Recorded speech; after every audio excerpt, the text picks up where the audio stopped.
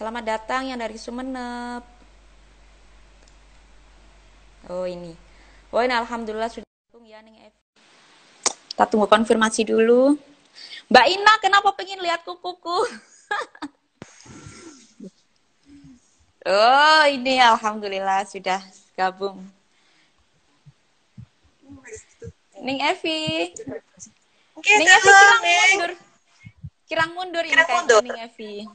Kira mundur. Iya, kepotong. Ada sini. Iya, jilbabnya sama. Padahal nggak janjian Eh, ya. iya sehati ini Neng kita. Sambut, cekap sama kan. Sampun agak ini miring ya. Kirang ini Neng, kirang center. Kira center. Iya. Tuh, Turun lagi. kurang ini jenengan kirang ke atas. Kirang ke atas sedikit. Ininya turun. Nggih. Mohon maaf ya teman-teman, ini semuanya masih bingung nyetingnya. Iya. Ih, mboten janjian loh ini, teman-teman. Gitu nggak, Neng? Iya, nggih. Cekap nggak, Neng? Sampun, sampun, sampun cekap, Neng. Wah, Sambut. sudah ya? Nggih, sampun. Nggih. Sambut. Sampun pun cekap. Nggih. Assalamualaikum warahmatullahi wabarakatuh, Neng Evi. Waalaikumsalam warahmatullahi wabarakatuh, Neng Isma. Ya Allah, alhamdulillah ketemu lagi ya, Ning. Oke. Nggih, Udah sudah 2 lama tahun nggak ya? ketemu. Nggih. Iya, sekitar segituan sih, Ning. Sampai kangen kula, nggih. Gimana kabarnya, Ning Evi? Alhamdulillah, sehat. Dekem sudah 3 Alhamdulillah. bulan ya di rumah sakit. Iya, iya di karantina ya, Ning ya. Biasanya kan jenengan itu move-nya kemana-mana gitu. Kemudian sekarang kena pandemi, wah dekem di rumah. Gimana rasanya itu, Ning? Um, 2 minggu pertama lumayan stres nih Usman. Nggih, nggih. Jadi kekhawatiran yang sangat berlebihan, apalagi dua anak saya kan di Malang. Jadi Iya. mikir gitu, nggih. Memang meskipun nggak saya tulis, meskipun saya nggak matur kondisi, tapi ya sebetulnya sih lumayan stres. Iya, 2 semuanya minggu pertama. tampaknya nih. 2 minggu Setelah pertama. Iya, iya. Ning Evi, terima kasih sudah mau bergabung dengan Perempuan Membaca. Alhamdulillah kami dari tim Perempuan Membaca sangat-sangat bahagia jenengan ngersakaken untuk bisa bergabung bersama kami. Nggih. Ning Evi, saya juga terima kasih atas kesempatannya. nggih, alhamdulillah terima kasih sekali nih. Ning Evi, jenengan di sini merupakan seorang penulis dan juga praktisi pendidikan, juga konsultan, motivator, paket lengkap pokoknya ya. Nah, untuk itu kami dari tim Perempuan Membaca ingin mengundang jenengan untuk membicarakan tentang parenting yang sesuai dengan faknya jenengan, yaitu di parenting. Ya.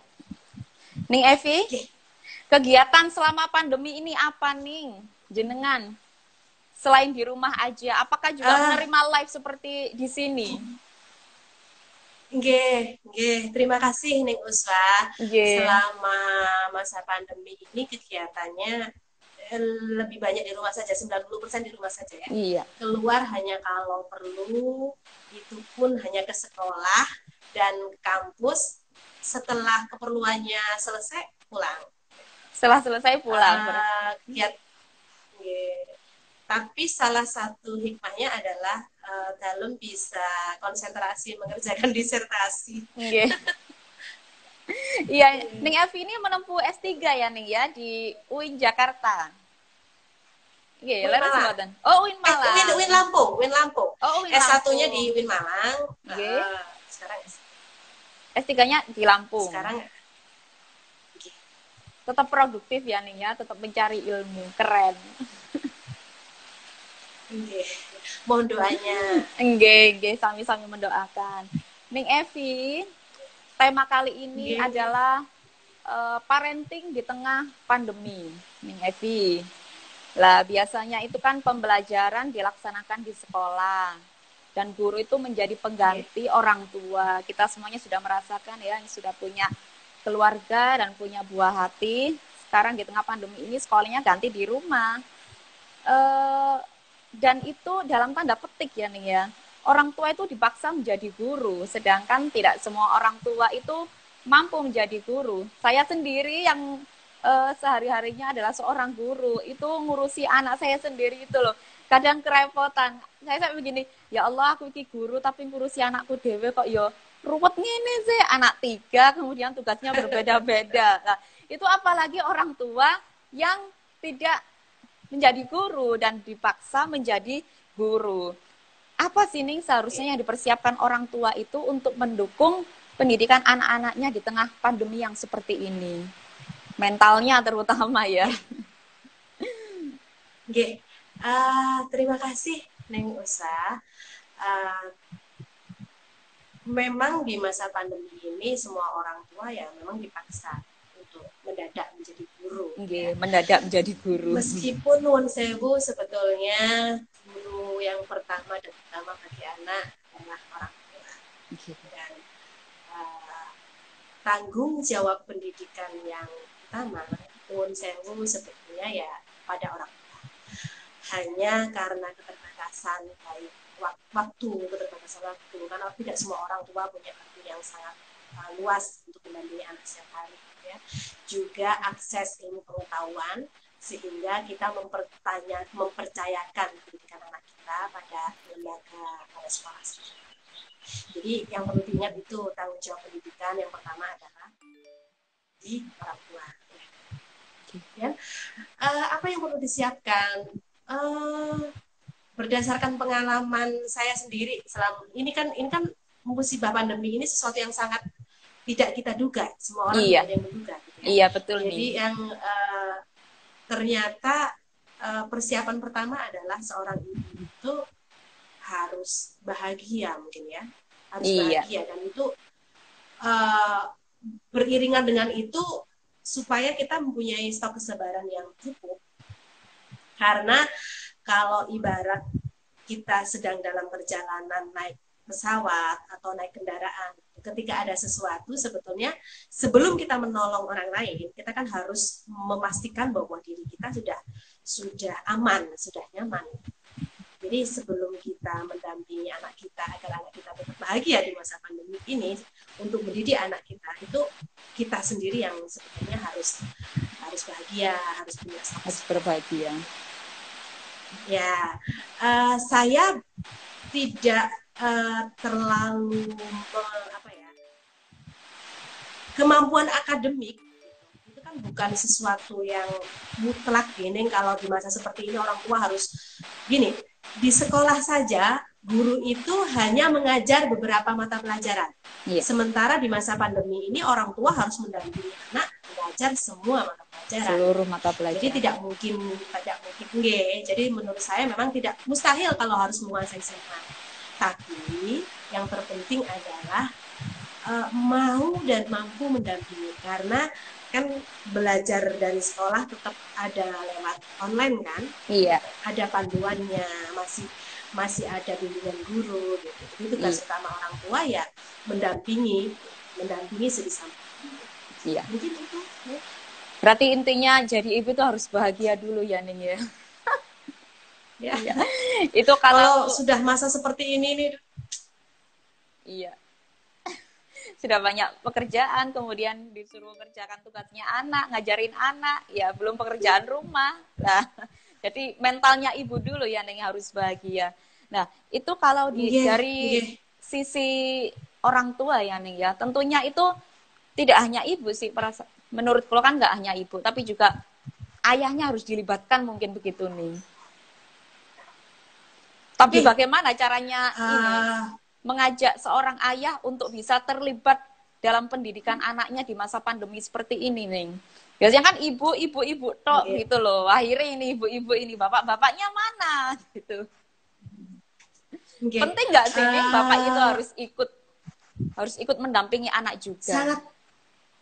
Sangat penting, sangat penting. Jadi sebisa mungkin buat membuat seorang gini, nuwun sewu, saya bukan psikolog ya Ning ya, Nggih. tapi pengalaman mendidik anak selama ini, mendidik anak sendiri dan anak-anak orang lain, ini Iya. yang saya biasanya bagi gitu pengalaman ini. Anak saya sekarang semester 6, jadi kalau saya ditanya bagaimana mendidik anak di atas usia semester 6 itu, saya belum bisa gitu, hanya teori.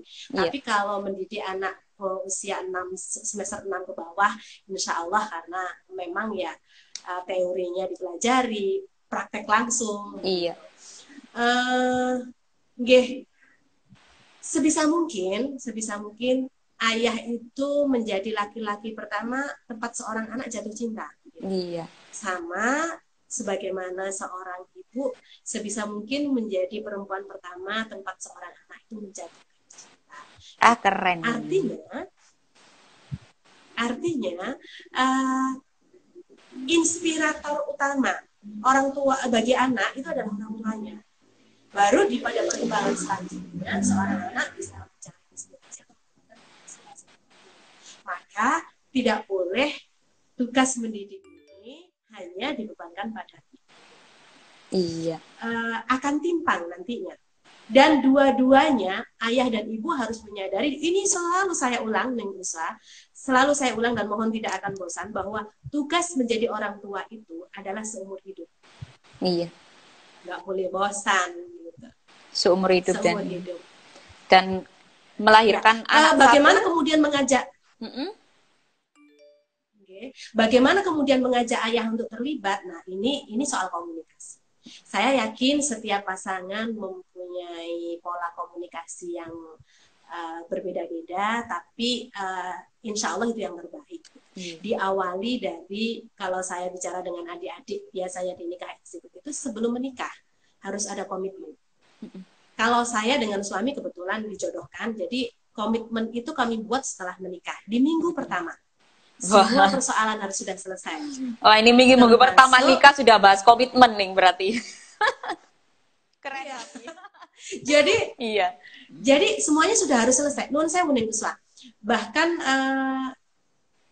bagaimana masa lalu kami berdua menyikapi nanti kalau orang di masa lalu kemudian kita temui suatu saat, itu juga sudah kami bicarakan selesai di awal pernikahan. Gitu. Iya. Apalagi soal pendidikan anak, peran orang tua, peran ayah, jadi juga sudah harus selesai gitu. Iya. Nah, pada saat perjalanan kemudian kita tinggal saling mengingatkan. Iya. Mengingatkannya ya, ayah, kita sudah sekian tahun menikah. Gitu. Apa yang sudah kita dapatkan? Apa kekurangan saya? Anak-anak kita ini mau dibawa kemana? Kita ingatkan lagi komitmen yang lama. Terus, ayo. Sekarang kita bersama-sama lagi. Wah, mungkin keren ini nih. Iya, berarti kalau istilahnya Cak Nun itu selesai dengan diri sendiri ya, Ning. Begitu pula dengan suami dan istri, kedua pasangan ini harus selesai dengan dirinya sendiri sebelum mempersiapkan untuk memiliki anak, mendidik anak. Begitu ya, Ning, kira-kira. Ning Evi, itu kan kalau dari sisi orang tua ya, dari sisi orang tua yang tidak hanya apa itu untuk ayah dan ibu, tapi yang berprofesi sebagai guru itu juga pasti akan merasakan hal yang berbeda juga dengan keadaan ini ya, Neng ya, di mana kegiatan belajar mengajar itu yang biasanya berada di kelas KBM itu kemudian dialihkan menjadi online semuanya. Maka otomatis transfer ilmu itu tidak bisa maksimal. Guru juga sering mendengarkan keluhan wali murid. Saya sendiri loh nih ya sebagai guru juga merasakan banyak sekali keluhan dari wali murid terkait pembelajaran daring.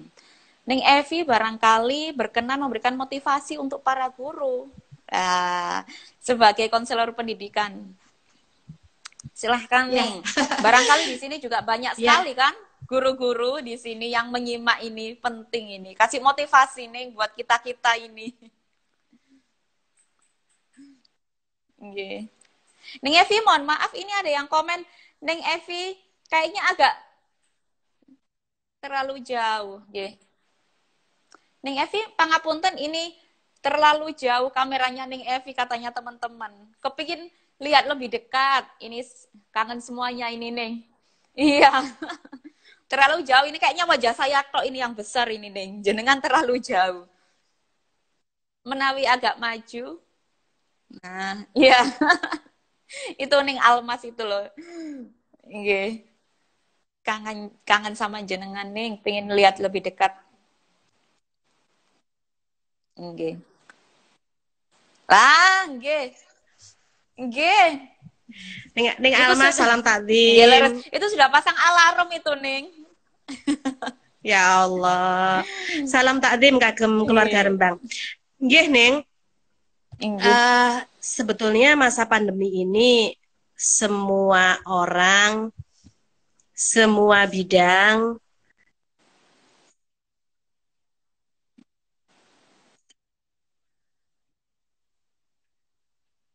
Nggih. Nggih, halo Neng. Nggih. Audio sudah pas.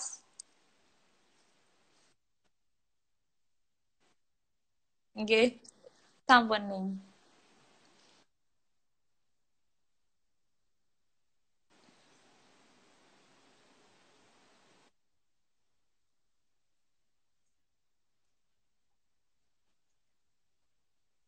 Nggih.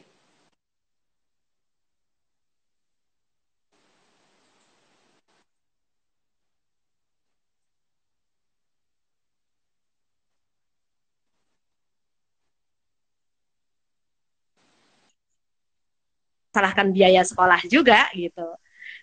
Teman-teman Nggih. saya yang jadi kepala sekolah Iya. itu juga banyak bercerita gitu. Ada banyak orang tua yang kemudian mengusulkan untuk ada pemotongan SPP dan lain-lain. Jadi bisa Iya. kita bayangkan bagaimana kondisi guru dan pengelola sekolah yang sudah berat menjadi lebih berat gitu. Satu sisi materi pembelajaran tetap harus diberikan. Nggih. Dan kalau ada yang mengatakan bahwa materi daring itu lebih ringan, sebetulnya justru tidak, gitu.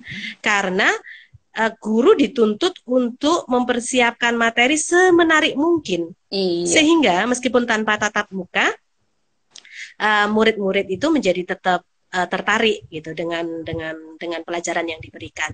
Maka kepada semua guru dan pengelola sekolah, saya ucapkan terima kasih yang sedalam-dalamnya. Terima Terima kasih kasih yang luar Neng. biasa. Ini adalah ladang ibadah yang sangat besar, yang sangat luas gitu. Jadi percayalah perjuangan di masa pandemi ini tidak sia-sia dan panjenengan para guru tidak sendiri. Ada banyak yang harus mengalami perjuangan yang sama gitu.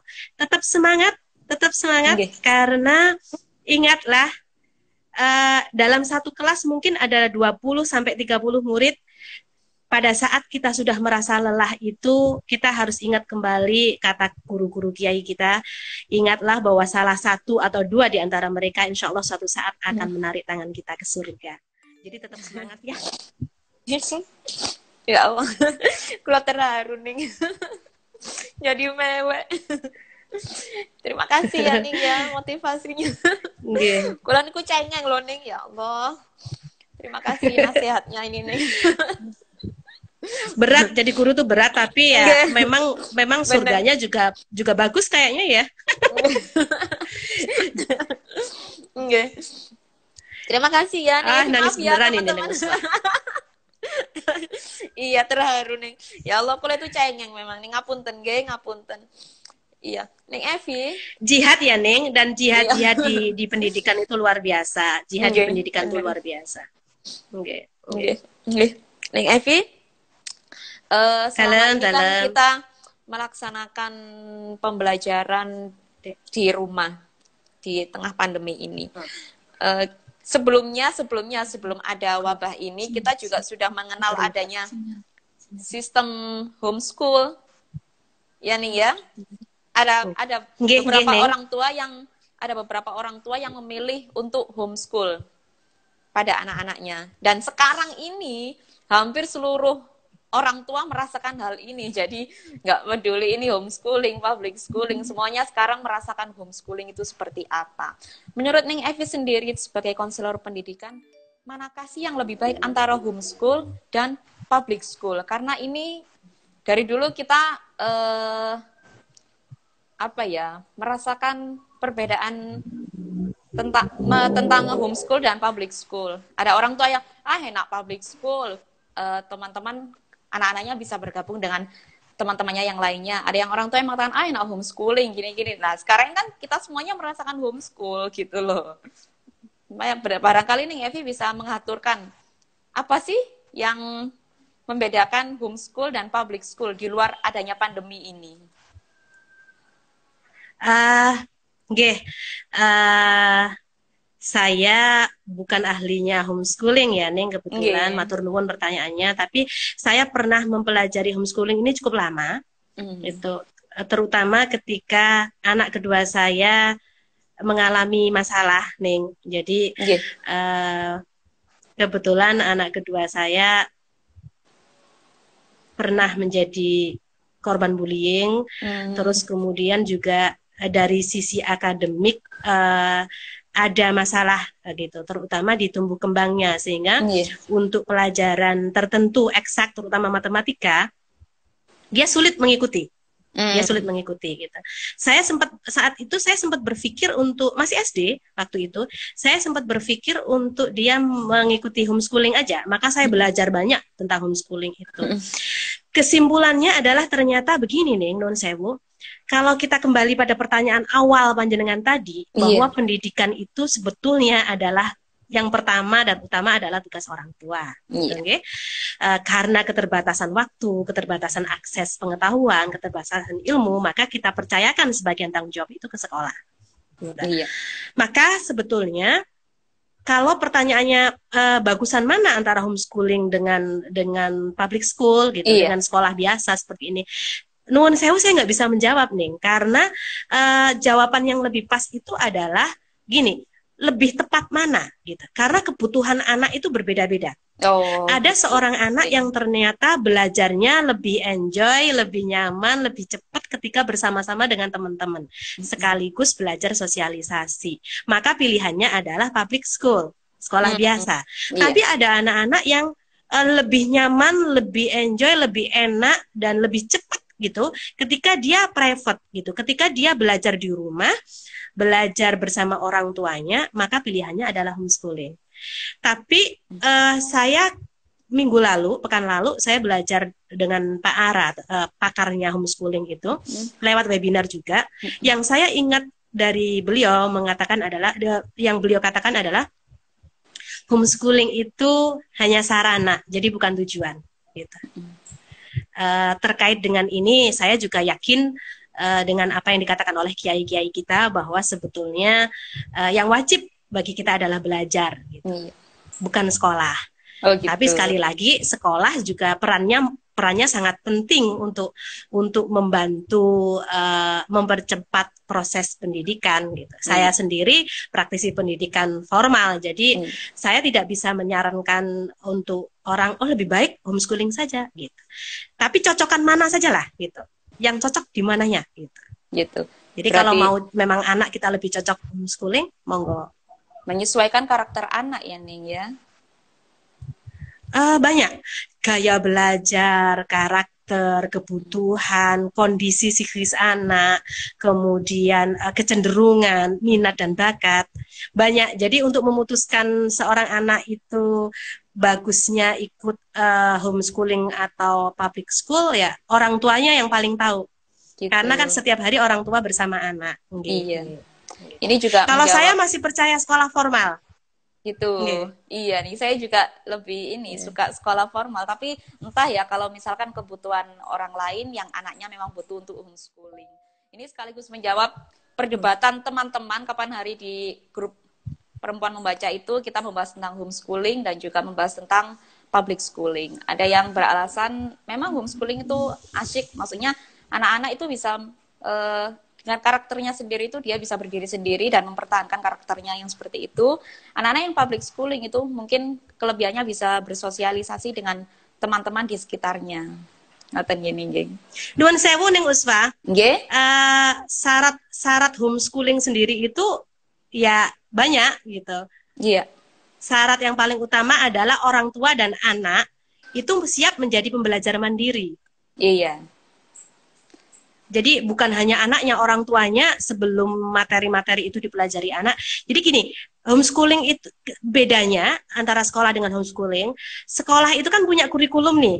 Iya, Kalau kata Pak Ara itu ibarat makanan, itu sudah disediakan makanan menunya ini, gitu. iya. Ini. Mau nggak mau ya itu sudah menunya gitu. Kurikulumnya sudah ada. Sementara kalau homeschooling itu kita bisa milih gitu, sesuai Mm-mm. dengan kebutuhan. Sesuai dengan Nah, kebutuhan. perbedaan yang lain perbedaan yang lain, homeschooling itu kalau bisa sebisa mungkin memang diarahkan untuk lebih pada seorang anak itu memiliki skill tertentu Hmm, sehingga menempuh profesi itu sudah enak gitu. iya, Maka sarana, kemudian media dan orang tuanya harus disiapkan gitu. iya, iya.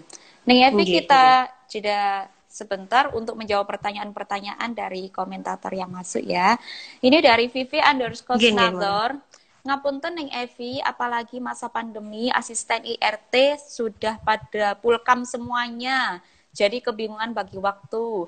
Menurut jenengan lebih penting mana? Mengajar anak orang lain, tapi anak sendiri disisihkan dulu. Wah, ini guru juga ini kayaknya nih.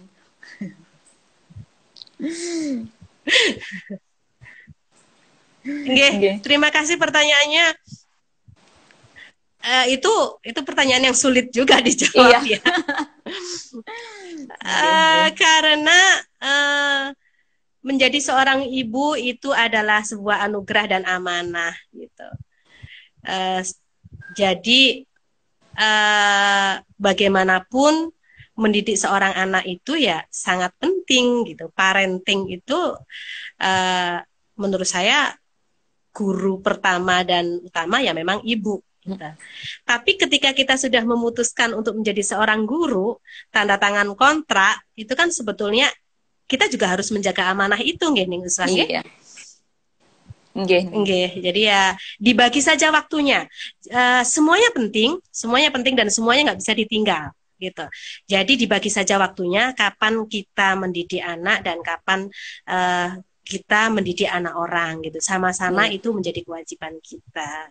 Iya. Tapi kalau masa-masa yang seperti ini, menurut saya hal-hal teknis yang bisa ditinggal dulu, ditinggal saja lah. Misalnya urusan teknis membersihkan rumah itu lakukan Mm-mm. ketika anak sudah tidur misalnya, Iya. gitu. Sudah Jangan biarin pas ngajari berantakan. anak sambil masak, Iya. jangan sambil masak terus Emosi, nanti emosi tempenya nanti. gosong, anaknya dimarahin, Iya. Iya, benar nih. gitu. Neng Evi, saya pernah mendengar begini di parenting itu ada istilah quantity time dan juga quality time untuk orang tua.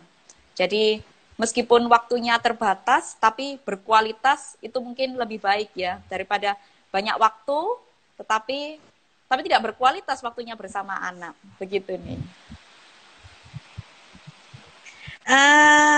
Nggih, kalau saya percaya bahwa waktu yang banyak dan berkualitas itu baik. Iya, tentu saja. Terutama Iya. tapi jika memang nggak ada pilih harus memilih gitu ya pilihlah memang waktu yang berkualitas baik daripada banyak waktu tapi kemudian kualitasnya nggak baik.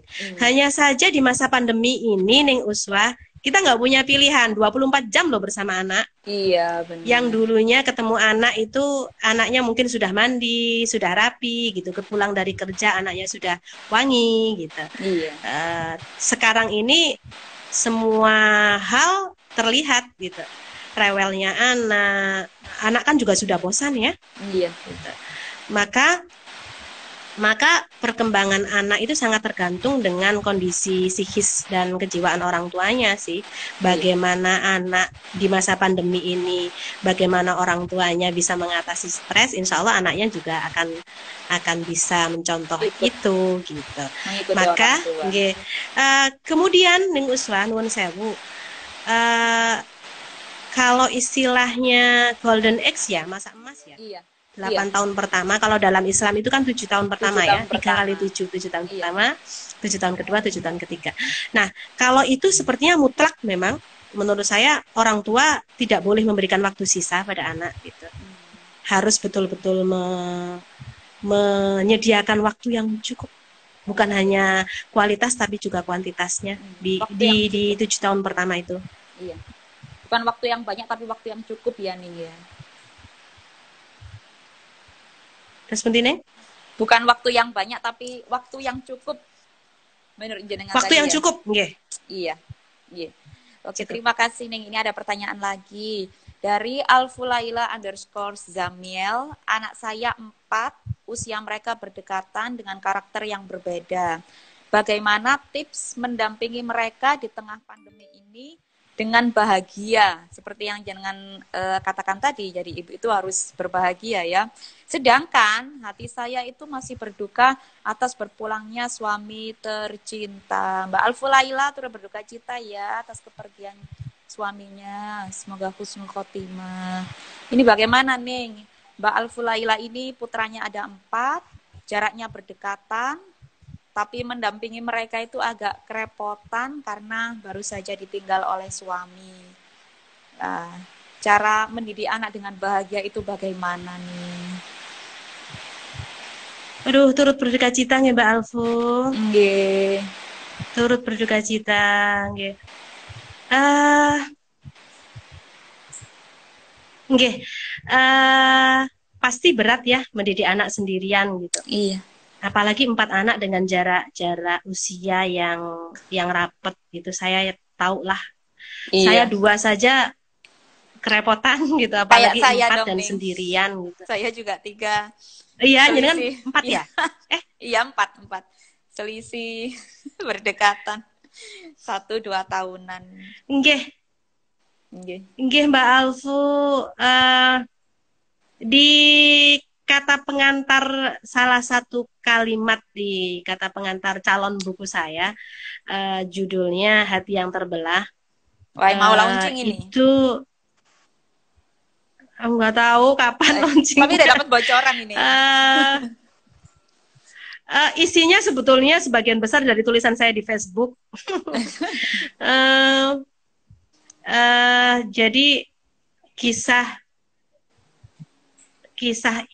orang tua yang sendirian mengasuh anak, orang tua yang bercerai, itu kisah nyata saya kumpulkan kemudian saya tulis di situ. Salah satu kalimat dari ngendikan salah satu guru saya, Kiai Haji Tolha Hasan, adalah orang tua adalah contoh terbaik bagi anak ketika menghadapi masa-masa sulit. Saya yakin Mbak Alfulaila sanggup untuk mengatasi semua hal yang dihadapi, meskipun mungkin itu sulit gitu. Bismillah saja, minta kekuatan pada Allah. Anak adalah anugerah pemberian Allah, titipkan pada Allah. Jadi saya ingat betul orang tua saya, umi saya, ketika anaknya mendapatkan masalah, selalu kemudian ambil wudhu, kemudian pakai mukena, itu langsung nangis gitu pada Allah gitu. Ketika kakak saya berantem gitu, ketika anaknya ada yang berbuat yang tidak baik, itu ngadunya langsung ke Allah. Mbak Alfulaila begitu, dan sebisa mungkin Mbak Alfulaila bekerja sama dengan orang dewasa sekitar, bisa dengan orang tua, bisa dengan mertua, bisa dengan gurunya anak-anak gitu, sehingga insya Allah ini menjadi lebih ringan gitu, karena bagaimanapun juga kita tidak bisa sendirian mendidik anak kita. Gitu. Pertama memang harus terus-menerus minta pertolongan Allah, dan yang kedua meminta bantuan orang-orang dewasa sekitar dengan pola pendidikan yang tentu saja sama. Mbak Alfulaila semangat ya. Iya. Percayalah ini akan berlalu. Insya Allah. Nggih. Terima kasih Ning, terima kasih motivasinya dan tipsnya. Ini dari Ning Iva, Ning, nyambung yang tadi ya tentang homeschooling itu. Kalau homeschooling ini pertanyaan dari foundernya komunitas perempuan membaca, Ning Iva _Hana. Kalau homeschooling menyiasati skill sosialnya atau komunikasinya bagaimana ini, Ning? Kalau misalkan homeschooling, menyenangkan sudah paham sekali dan pernah mempraktekkan homeschooling kepada anaknya. Ini bagaimana? Nggih. Komunitas homeschooling sekarang sudah banyak ya. Yes. Komunitas homeschooling itu di hampir banyak kota. Puluhan bahkan mungkin ratusan kota ya, Dok. Adik saya ini kebetulan juga dia mendalami homeschooling. Iya. Gitu. Jadi sudah sangat banyak, kita bisa saling diskusi, bertukar pikiran dan lain-lain. Tapi memang kita bisa tetap gini, homeschooling itu bukan berarti semua kegiatan belajar itu berada di rumah, tidak gitu. Kita tetap mengizinkan anak, memberikan kesempatan pada anak untuk belajar di tempat lain. Misalnya pada saat pemilihan pelajaran yang bersifat skill ke arah seni, misalnya anak memilih untuk belajar menggambar, itu boleh dia mengikuti sekolah gambar ke tempat lain gitu. Yang dia pilih gitu, atau mendatangkan guru. Dan masih banyak kesempatan yang lain, misalnya bersosialisasi di masjid gitu ya, di kampung gitu, selain sekolah. Jadi tetap harus ada. Ini tadi homeschooling kan ya? Nggih. Maksudnya kan tidak harus di mensiasati sekolah. Halo? Nggih, halo Neng, saged lanjut. Nggih. Pertanyaan tadi bagaimana mensiasati komunikasi dan sosialisasi anak yang mengikuti homeschooling gitu. Jadi masih tetap banyak kesempatan insya Allah gitu, karena kita kan hidup dengan banyak orang ya, ada tetangga gitu, ada jamaah dan lain-lain, masih bisa. Iya. Gitu. Tapi ada banyak juga kok anak teman-teman ada yang monggo Ning dilanjut. Ada beberapa teman yang putranya memilih untuk homeschooling dan alhamdulillah baik-baik saja. Iya. Sosialisasinya juga baik-baik saja. Baik gitu, karena kan makanya orang tua itu mengarahkan pada saat anak memilih kurikulum, memilih pelajaran yang dipelajari selama homeschooling itu diberikan arahan, dia berikan bimbingan gitu. Harus imbang antara belajar pelajaran akademik dan sosialnya gitu. Mulai dari ranah afektif, kognitif dan psikomotornya juga harus imbang gitu. Iya. Tapi Neng, ini katanya Mbak Dian Azma itu banyak yang homeschooling karena kurang percaya dengan public school. Jadi terkadang sekolah anak itu hanya karena keinginan orang tua, termasuk memilih sekolah yang favorit dan sekolah yang tidak favorit. Ada yang sekolah nggak tidak favorit ya. Itu bagaimana itu Ning? Jadi orang tua itu homeschooling karena kurang percaya dengan public school. Alasan kalau dari pengalaman saya bertemu dengan para orang tua yang memutuskan untuk anaknya homeschooling saja, alasannya bermacam-macam gitu. Ada yang karena memang tidak percaya itu kurang percaya. Gitu. Ada yang karena anaknya menjadi korban bullying gitu di sekolah. Dan ini banyak yang alasannya karena untuk menghindari bullying gitu. Ada yang karena orang tuanya itu sudah pinter gitu. Jadi yang didapatkan di sekolah apa gitu. Lebih baik homeschooling saja. Bermacam-macam alasannya gitu. Semua orang punya alasan masing-masing dan saya tidak punya hak untuk menghakimi itu, nggih ning gitu. Iya. Yang jelas bahwa homeschooling itu bukan berarti orang tua kemudian merdeka. Justru menurut saya homeschooling tugasnya lebih berat orang tua. Nggih. Beres itu. Menurut saya ya. Nggih. Gitu. Kemudian jadi harus menjadi pembelajar yang sangat mandiri gitu. Mandiri betul gitu. Harus siap segalanya. Dan tidak semua sekolah formal itu kemudian seperti dalam penilaian 1-2 orang tua itu gitu. Makanya sebelum memilih sekolah anak itu surveinya harus ketat, observasi dulu, dan terutama kalau saya sih istikharah Neng gitu. Iya betul nih. Jadi penting banget istikharah ini karena yang dikatakan orang baik belum tentu baik untuk anak kita. Iya. Gitu. Kita ini menitipkan pada guru loh, murabbir ruh loh. Jadi sebisa mungkin guru anak kita adalah guru-guru yang mohon maaf terjaga lisannya gitu. Meskipun saya juga belum tentu menjadi orang tua yang baik gitu ya. Tapi saya pernah menjadi juri sebuah ajang lomba guru begitu ya. Dan saya terkaget-kaget ketika pada saat istirahat, guru-guru itu masih, mohon maaf, misuh gitu. Misuhnya juga misuh yang luar biasa begitu. Tidak semua guru itu oknum, tapi saya menghindari menyekolahkan anak ke tempat-tempat yang seperti itu. Iya. Dan alhamdulillah sekolah-sekolah saya sih insya Allah kalau steril lah dari hal-hal seperti itu. Yang pertama itu. Kemudian yang kedua, bisa menjadi teladan gurunya. Iya. lingkungan sekolahnya juga aman dan nyaman gitu. Yang ketiga, gurunya mau berdoa untuk anak kita. Iya, itu yang penting itu, Ning. Iya, Doa gitu. restunya. Ini Ning Nggih, pertanyaannya kok nggih. banyak banget ya, Masya Allah. Ning, ini bagaimana menghadapi orang tua yang minta diskon SPP dan daftar ulang di masa pandemi, sedangkan sekarang hampir semua aspek mengalami penurunan pendapatan. Ya, ini katanya SPP ada 2 orang ini sampaian. Ini pertanyaannya dari pihak sekolah atau dari orang tua wali murid? Ini kurang tahu ini Ning. Ini pertanyaan dari Nona, dari sekolah Nina sama Fat apa ini? Fat Shop ini. Ada yang ada yang tanya masalah SPP ini yo. Keresahan orang tua. Terima kasih Ning Uswa. Oke, terima kasih Ning Uswa. Saya orang tua wali murid ya. Iya. Tapi saya juga pengelola sebuah lembaga pendidikan. Jadi insya Allah jawaban saya semoga aja berada di tengah-tengah. Gitu. Berimbang. Begini Ibu, gitu. Jadi sekolah memang di rumah, gitu. Orang tua barangkali berpikir sekolahnya kan tidak mengeluarkan dana yang besar untuk listrik, AC, dan lain-lain, gitu. Tapi guru kan tetap harus kita bayar, Ning Usma. Iya, benar.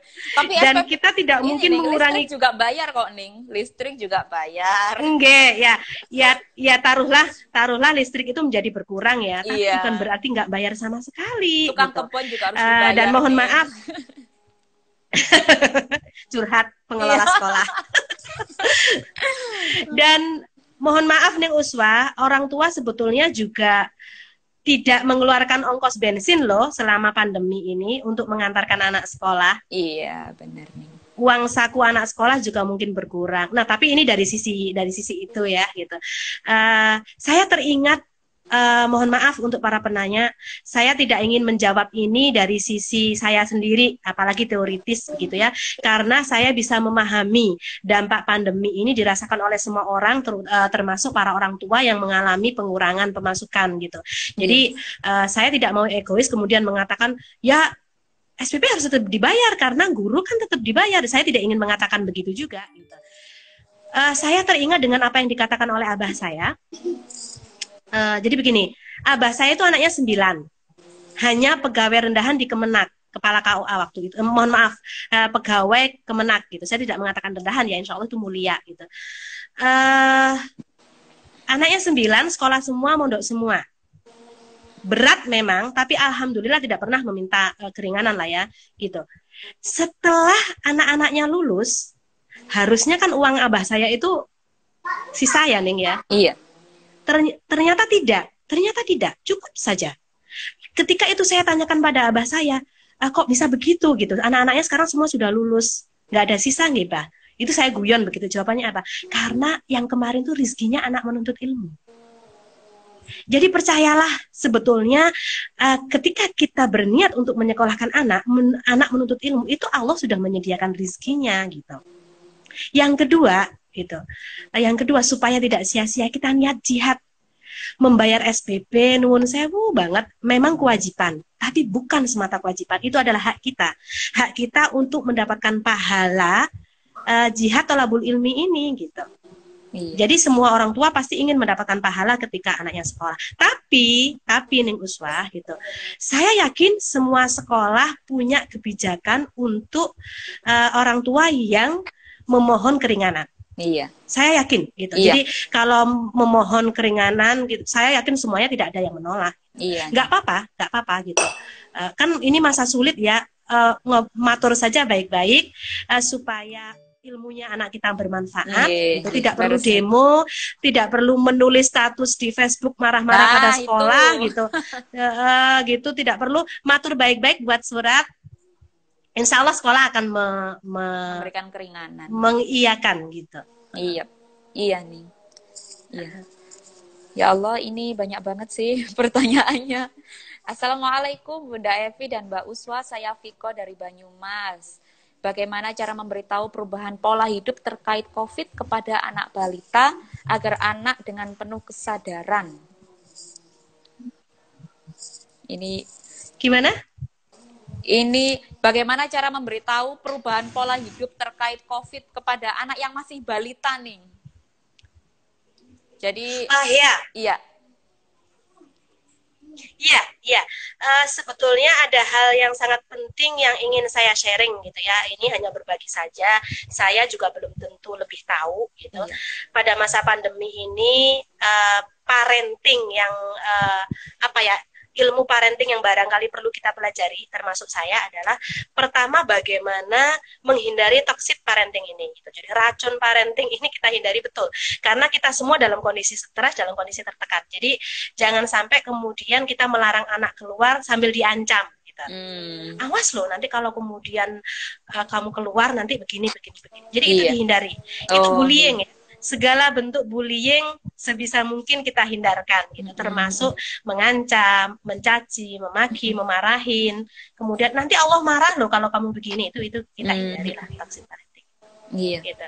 Dan dijelaskan saja baik-baik, karena kalaupun tidak tahu dari orang tuanya, anak pasti tahu dari orang lain atau media ya. Jadi dijelaskan saja baik-baik bahwa ada wabah gitu. Dengan bahasa anak-anak lah, ada penyakit yang virusnya berbahaya, bisa menular, dan itu menular pada orang yang begini. Maka kalau bisa kita menghindari keluar. Oh iya. Balita, untuk anak balita terutama, kita tidak bisa hanya kemudian melarang anak keluar, tapi di dalam anak bosan gitu. Jadi sebisa mungkin orang tua membuat anak nyaman di rumah gitu. Saya nun sewu. Tadi kalau di awal-awal disebut nama Neng Almas ya, Neng Almas Mustafa itu saya mengikuti Facebooknya luar biasa. Kegiatan yang diberikan untuk anak itu sangat beragam gitu. Mulai dari menggambar, memasak, kemudian main apa itu, yang lilin-lilin itu, sampai dengan sampai dengan kemudian yang terakhir membaca puisi gitu. Jadi itu membuat anak tidak bosan, dan ketika anak malam itu seorang ibu, saya dulu begitu juga gitu. Besok kegiatan anak apa itu sudah difikirkan. Ada anak-anak yang tingkat konsentrasinya dengan duduk diam itu hanya sebentar gitu. Oh berarti harus begini. Nggak harus mahal. Dilibatkan ketika ibu masak, dilibatkan ketika ibu mungkin melipat baju, setelika baju, itu juga mendidik sekaligus membuat anak insya Allah tidak bosan. Iya. Mungkin begitu gini. Iya. Ini menyambung dengan pertanyaan yang tadi, Neng. Kemudian bagaimana caranya belajar di tengah pandemi ini sangat penting sekali tanpa drama dan lain-lain.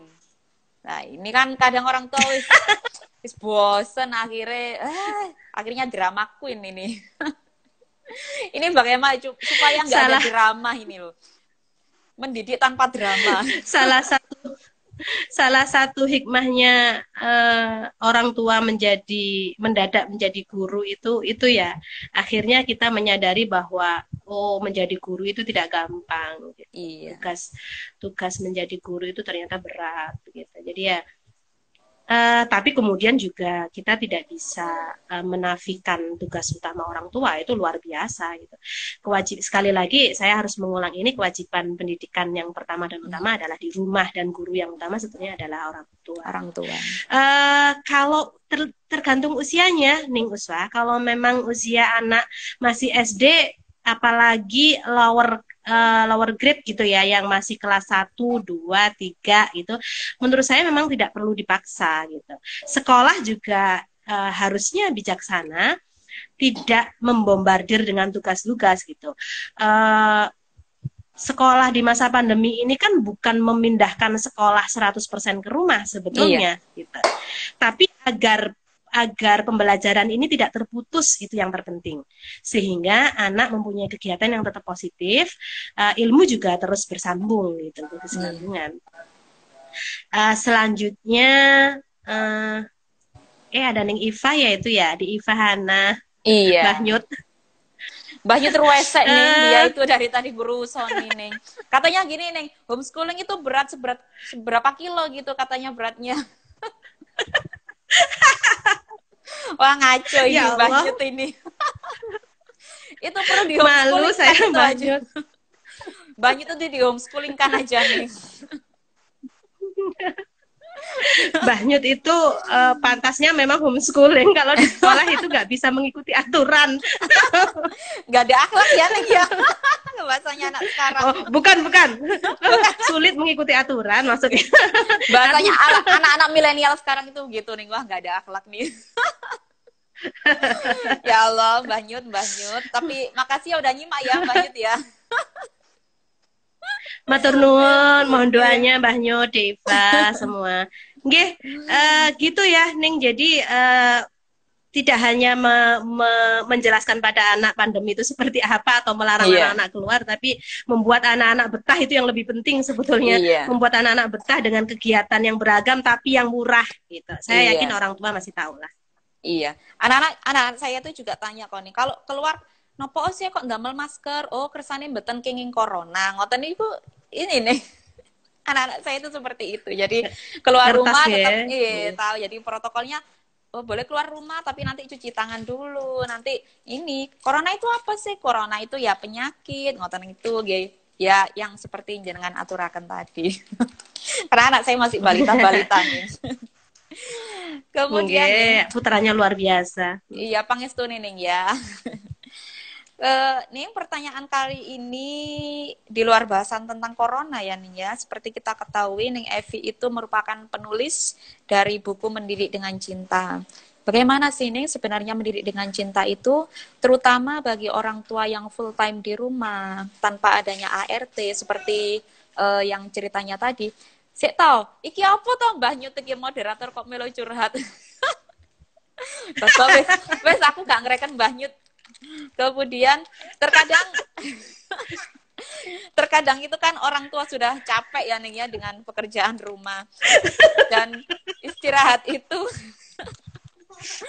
waktu yang diidam-idamkan. Mbah Nyut, aku ini bukan moderator, ini cuma ngobrol biasa Mbah Nyut. Gak apa-apa lah sedikit-sedikit.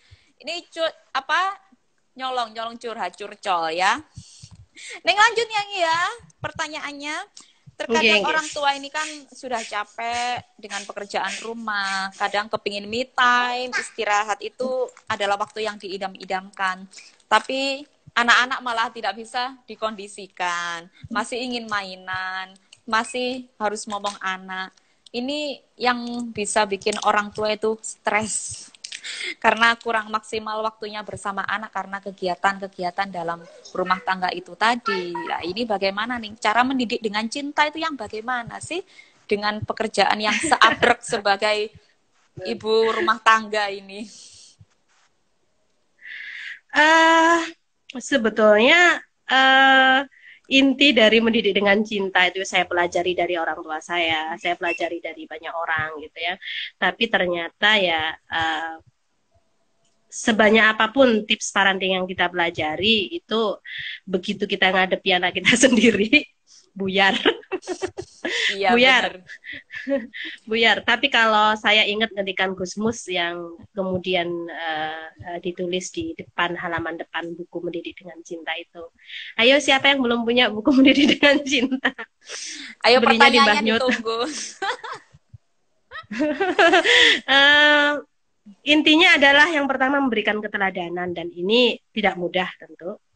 Yang pertama memberikan keteladanan, yang kedua menjaga komunikasi, yang ketiga terus mencintai anak kita dengan porsi yang sama. Kalau anak kita 3 ya ketiga-tiganya kita cintai dengan porsi yang sama meskipun dengan cara yang berbeda. Dan yang terakhir adalah melanggengkan doa. Itu sih kesimpulannya Neng Uswah.